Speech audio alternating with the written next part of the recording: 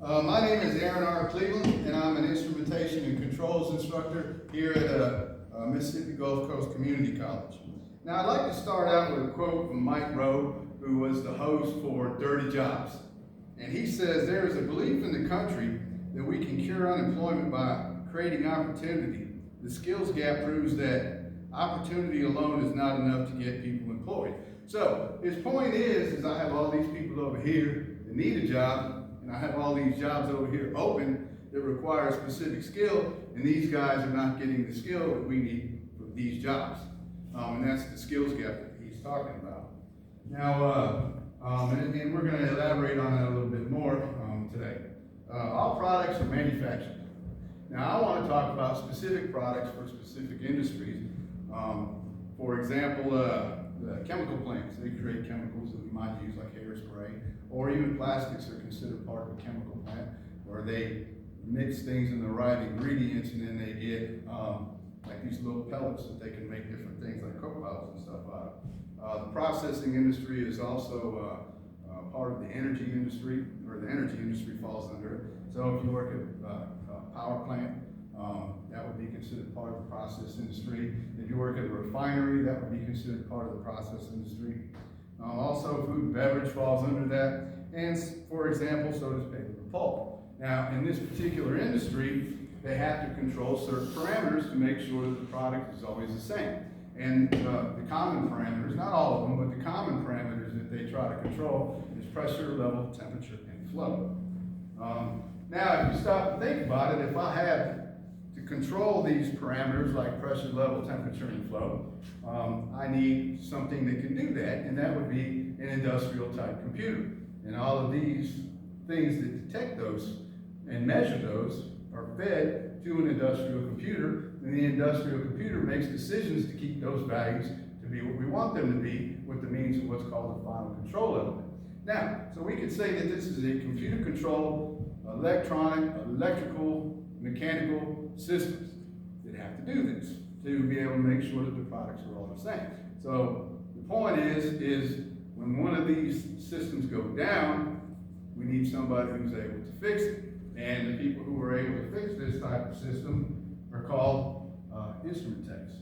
And that's what I'm here to talk to you about today, are instrument techs.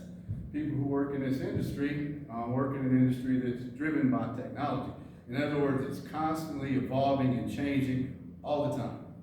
Now, I want to give you another quote. This is found in Processing Magazine's website.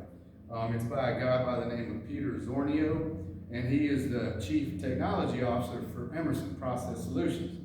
Now, he says the next 30 years of automation advancement will change how workers interact with technology. He gave that to the article that was quoted on the 2nd of October, 2017. And his whole point is all this technology that we hear about on TV, it's finding itself in the industry for automating things. For example, he talks about AI. We see that artificial intelligence is finding its way into this industry. And we see it all the time, that it's constantly keep changing, and as instructors, we always have to keep in contact with the people who actually work in the field to make sure that we're staying relevant, because their technology constantly keeps changing.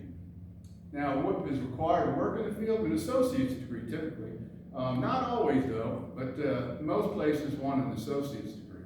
Now, here's the thing. The majority of the colleges out there just produce electronics technicians, and then they pick these guys up. And electronics tech is just kind of a generic electronics degree. It just exposes you to a wide variety of subjects.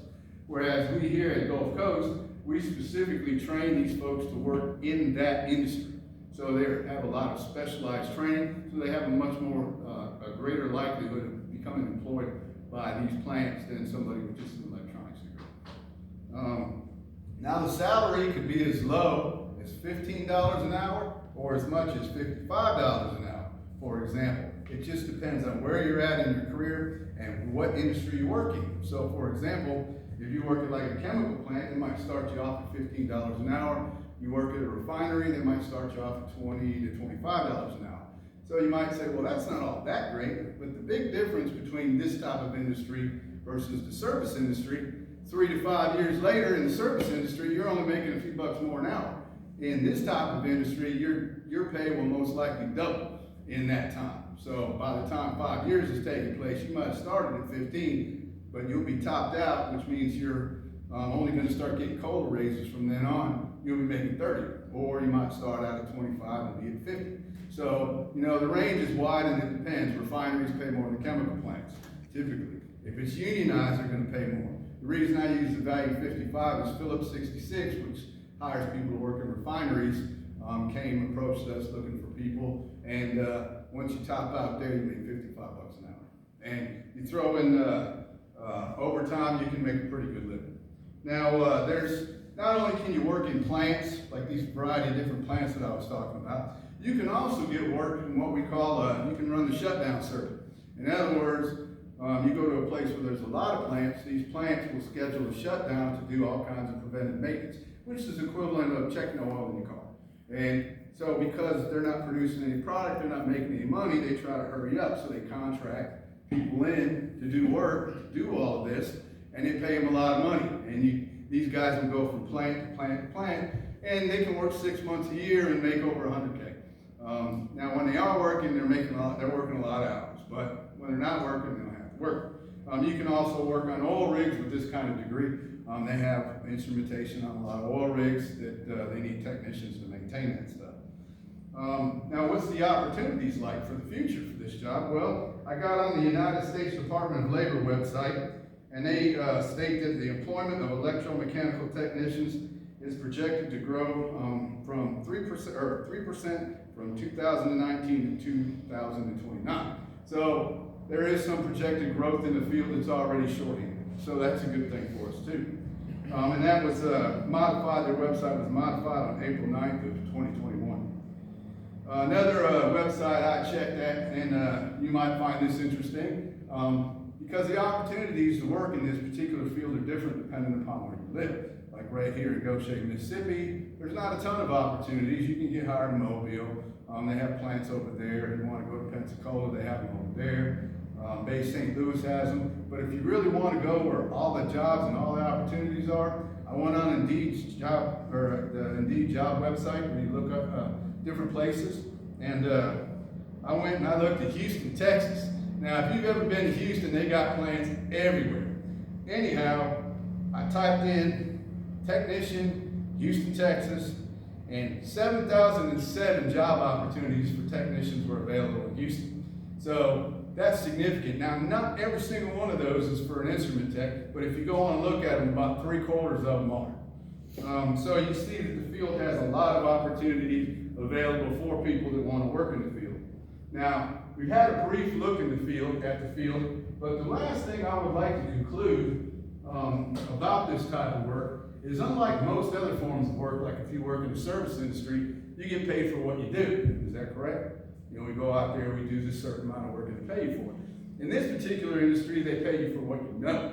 You may go to work and do nothing all day long and you still get paid because you're a paramedic for electronics equipment. So, you know, the type of work is different and the expectations are different. Do I have any questions? Cool, thanks. Good job, thanks. That was awesome.